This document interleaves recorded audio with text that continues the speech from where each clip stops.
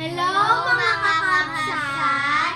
Nag-uulam ba kayo ng ganito? Marunggay, spinach, at saka okra na may sahog na mushroom.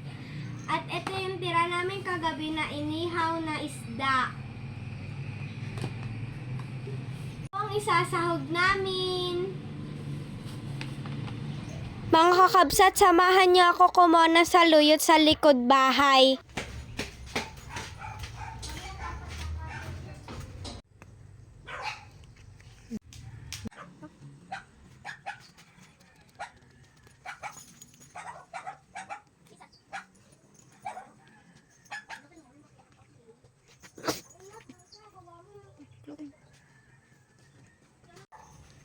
Kayo ba'y nag-uulam rin ng ganito mga kakabsat?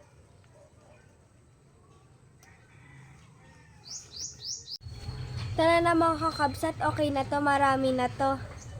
Guys, luto na, tara na, kain na tayo. Sarap ng gulay mga kakabsat, tara kain.